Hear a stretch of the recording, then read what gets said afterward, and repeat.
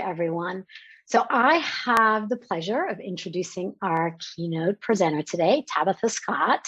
And I met Tabitha many, many years ago. I won't say how many because that'll age both of us. But at the time, we were both working for an organization that was focused on privatized military housing.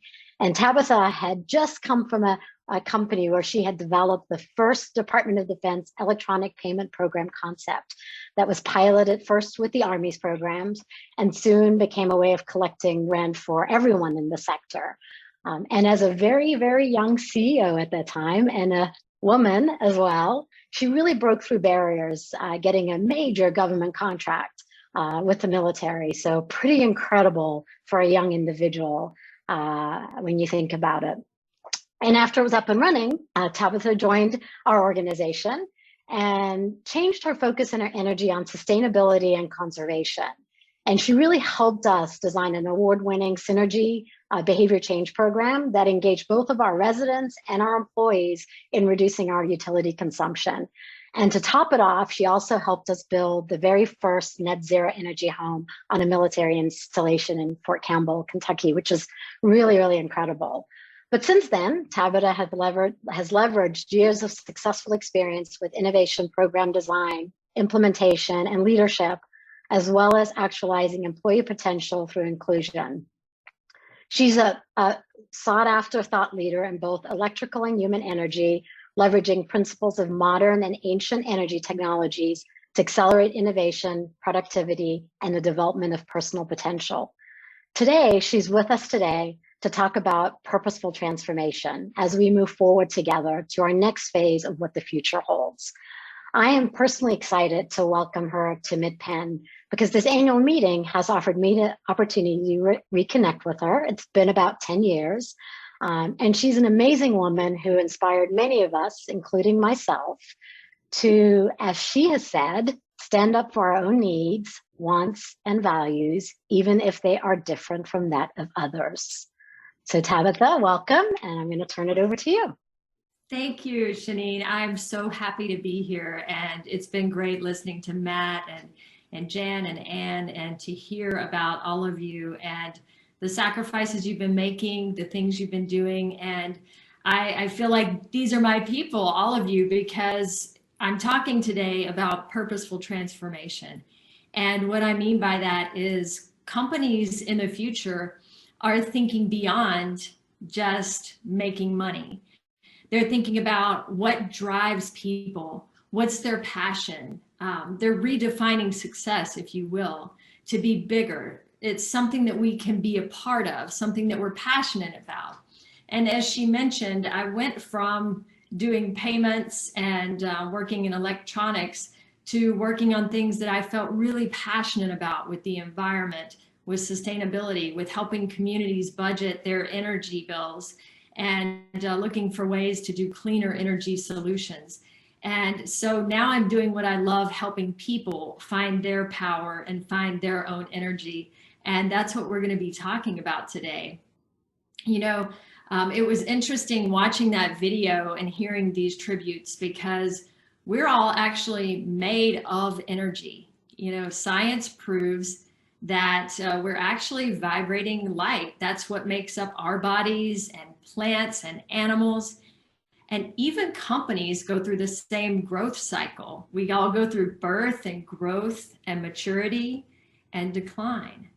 So it's these cycles that we go through. And because we're made of energy, you may have noticed how people on our call today and throughout life, they use those terms throughout our language. You know, Anne lit up when she was talking about people. We ignited a lot of great ideas last year. I'm inspired. You know, why do you think the light bulb comes on over top of people's heads in the cartoons? Because we're enlightened. So energy is in what we say, and it's in how we feel. And what we're going to talk about today is how we experience that and how we can learn to take risks and tap into that and redefine success for ourselves. So first, let's talk about how we experience energy, because it's a little foreign concept sometimes. So let's start with positive vibes. You know that song by the Beach Boys, Good Vibrations? I'm not sure that they were talking about it in this way, but it's a thing. So think about that feeling you get inside, like when you're getting ready to blow out the candles on the birthday cake, or that feeling when your sports team is getting ready for the big game and they just announced them onto the field. Think about how excited you get when your favorite singer hits that high note or sings that favorite part of the song. It gives you this feeling inside and you feel amped up and ready to go and energized. And if you find those things in your life where you're feeling passion and love and you're actually doing them for a living, then it's the best of all worlds. It's great for the company, it's great for you. And who are we kidding? You know, if you've seen in the news lately, there's been a mass exodus from the workplace after COVID because people have taken time to reevaluate what's important to them. So instead of work-life balance, it's just kind of this blend of there's us and we work and we have home life and we have our passions. And so why not do everything we can to keep ourselves a little more positive and follow in that direction? Let's talk about negative vibes for a minute. A negative vibe is something that you feel in your gut. So energy, you can't see it necessarily, like someone coming after you with a bat. You can see that they're about to attack you and you can run away really fast, but you feel energetic attacks. Have you heard people say during the COVID pandemic or the fires, I feel off balance. I feel disconnected. I feel off. I feel drained. I lack energy. I have burnout. Again, these are all words describing our energetic state.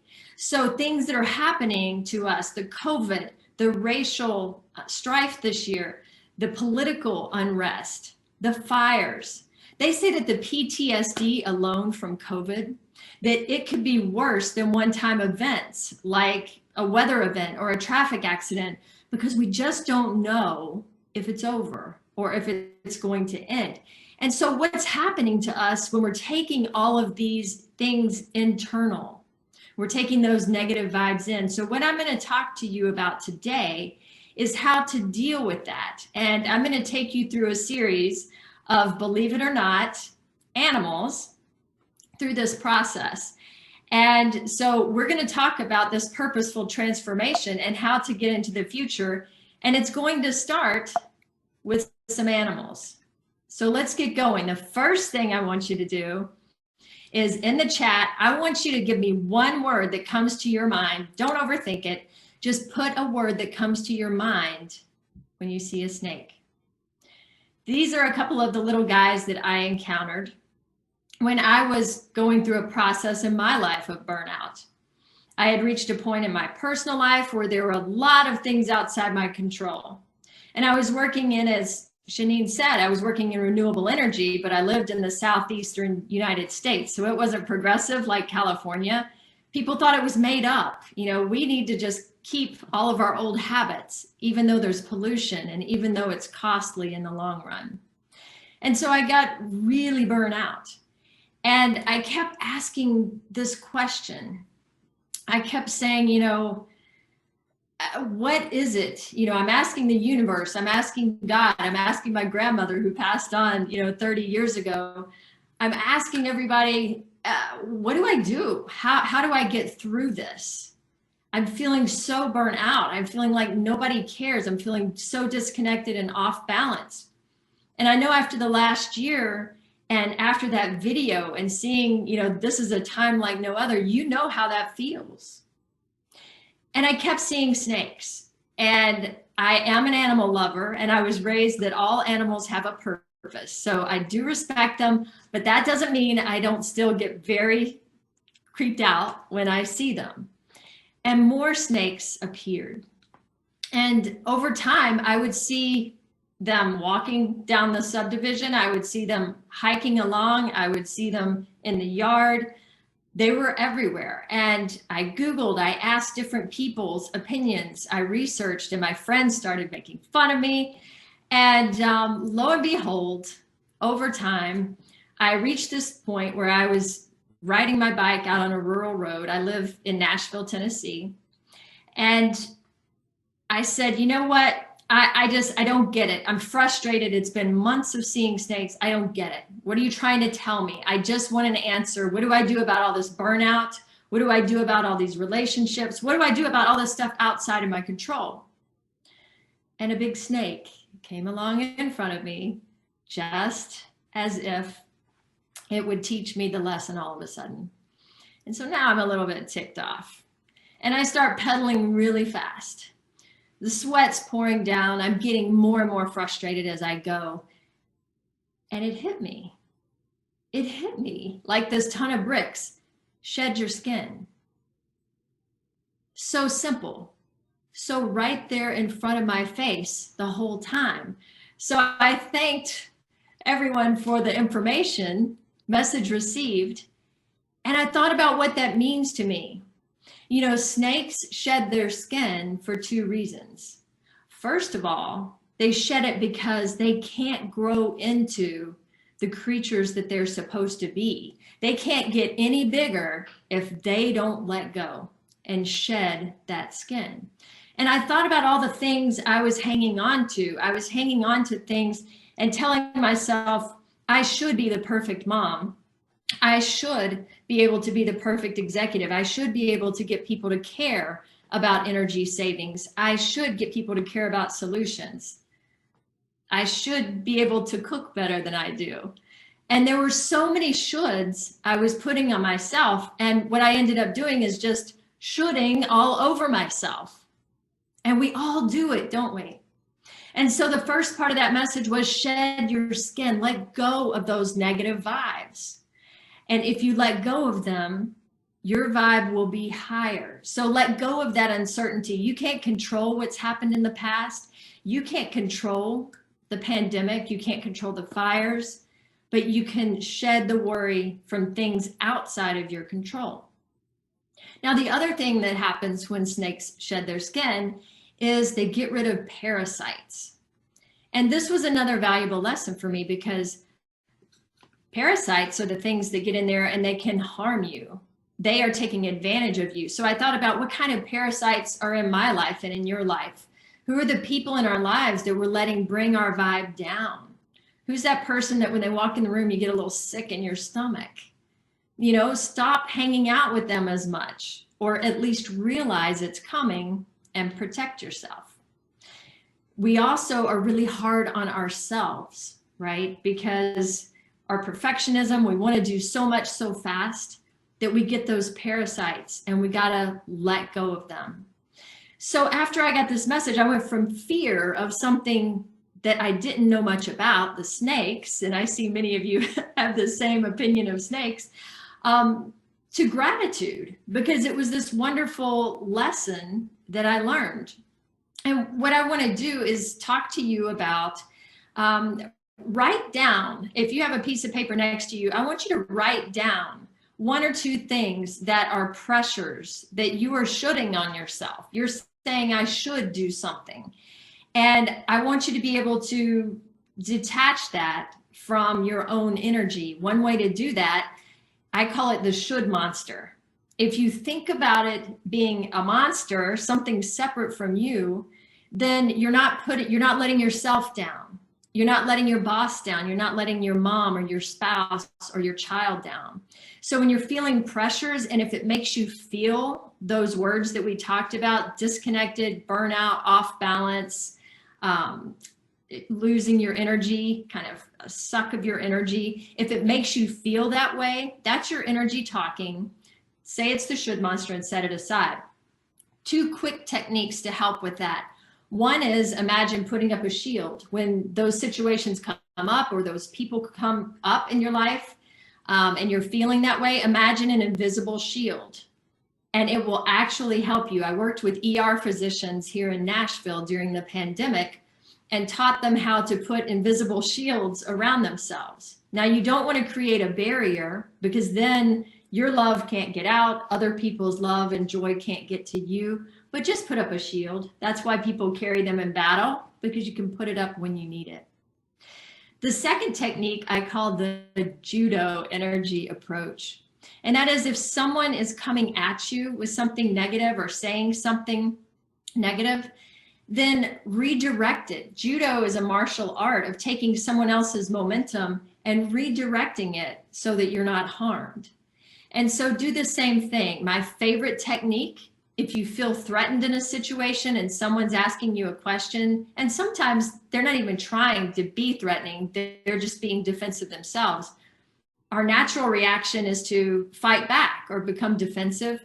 But my favorite tip for energy, judo, is ask a question instead. So if someone says, wow, you did a lousy job at picking that up last week, instead of fighting back with excuses, maybe say, hey, that's an interesting perspective. Could you say more about that? Do you have some solutions? And it puts their brain and it shifts their energy into a different place. And so in a worst case scenario, even if they keep at it, it buys you a little time to take a breath and then move forward from there. So enough about snakes. Let's talk for a minute about owls, intuition. Now, why is it important to have intuition? It's important because it helps you be successful in your life, in your business. Oprah Winfrey, Steve Jobs, Elon Musk, they all attribute their success to intuition. So it's important, but how do you hear it? How do you tap into it? And the way you tap into it is you pay attention to what you're tuning into. The reason I chose an owl for this slide is because owls, they have a symbolism of wisdom, but guess what? They have pretty tiny brains compared to other birds. Instead, they are really good at tuning in. Their feathers, you see the feathers around his eyes, their heads are shaped like satellite dishes. Their feathers all pull towards the ear. They can swivel their head almost all the way around.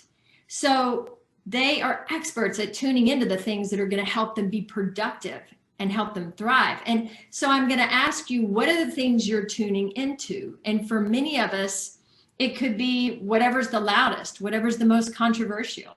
If you've got that 24/7 news feed on that's negative, that is going to affect you. So start paying attention to that and use that to turn it around and say, okay, if I'm feeling a little off by having these things in my life that I've tuned into, then how do I turn that around and raise my vibe and do something positive to shift things? So let me give you an example. In life and business, often we tune into things that it might be people that are like us. They're easy to get along with because they're just like us. So be careful about tuning into that. The person that's the loudest, the person that's got the funniest personality. There's a lot of reasons we tune into things. So I'm going to ask you, pay attention to that every day and start paying attention to what makes you feel positive. So the things that make you feel positive are things that you find yourself subconsciously humming. Have you ever done those things and you just lose track of time? You forget you're doing them. Maybe it's playing an instrument, maybe it's listening to music or art, maybe it's going for a walk or rubbing your pet. Whatever those things are, you'll be subconsciously humming, you might get goosebumps, you forget to eat, you lose track of time. Write those things down.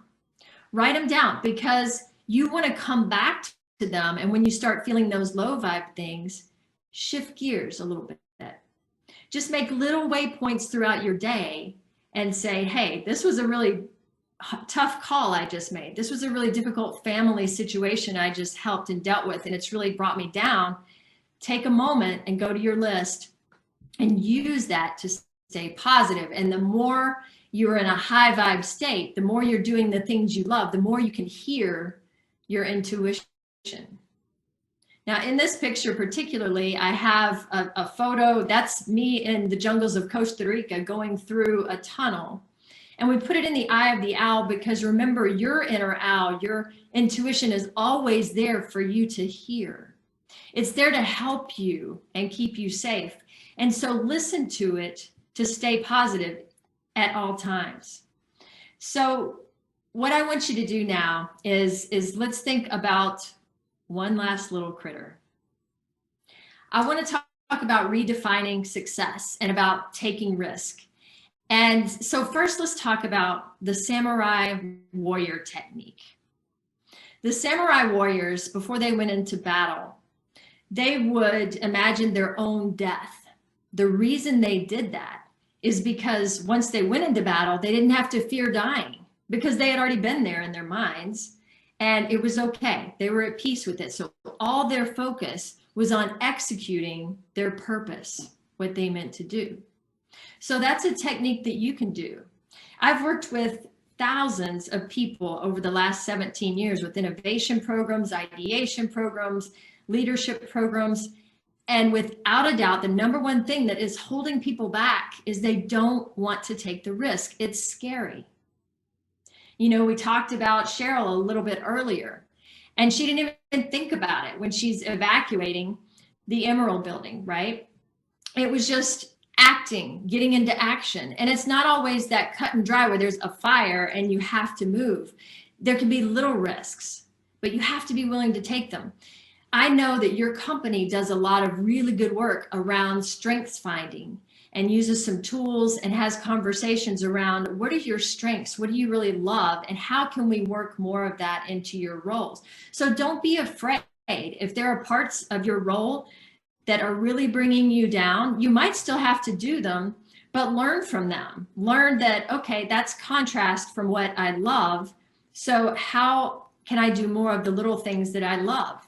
And even if you can do one more little thing a week or have one more conversation with your boss about adding a little more over time, you're going to make this purposeful transformation from something you were unhappy with to something that you love. And it just takes time and the risk to do things one after the other. Once you take that risk, think about or to judge in your mind whether to take a risk or not, because I'm not saying try to fly, so jump off a bridge. That's not the kind of risk I'm saying to take. So you have to ask yourself, what's the worst thing that happens if I take this risk, and is it still worth it? So be sure to ask yourself that question. Is it still worth it? My boss might be mad at me. I might be misunderstood. My friend might not be happy about this, but what's the worst thing that happens? And if you're still excited about the chance, then try it. What I'd like to talk to you about is a young man, and I had to twist his arm to let me tell this story, but it's such a powerful story. I felt like it really fit in with what we're talking about. And this young man, when he finished with college, he decided, I don't really know what I want to do, but I have this burning passion. I want to help others. And he didn't know what that took shape to look like. Remember, I said you just kind of have to get in a direction and set a waypoint and start stepping one foot in front of the other. And over time, it will transform. So he has a buddy that stops by one day on his way to Central America. And his buddy says, hey, let's go to Central America, go with me. And we can build things and we can help people. And he thinks about this for a few weeks because, it's a lot of risk, leaving your home and your friends and your family. It's an unknown. You're not guaranteed work. You don't know what's going to happen. And so he took some time to think about it. Like I said, he thought, is this worth the risk? If I'm a complete failure, is it going to be worth it? And so he thought about it. And after a few weeks, he said, yeah, you know what? Let's go. Let's do it, man. But let's go to South America because I've done some research and they are actually in a tougher economic position right now. The people need our help and we can make a real difference there. And so off they went, sight unseen. They went to Quito first, which is a city there in South America. They did intensive language training to learn how to communicate locally. And then they went to Bolivia, which was one of the most poorest, economically depressed areas in South America. And this was during drug wars, and it was when families were trying to rebuild and plant crops. And when they arrived, I can imagine in my mind's eye what it must have looked like seeing these two Americans show up in this third world place. And so they found the financial aid office, the foreign aid office, and they go up every day and they go up to the bulletproof glass, and they're standing there in their boots and their newly found language.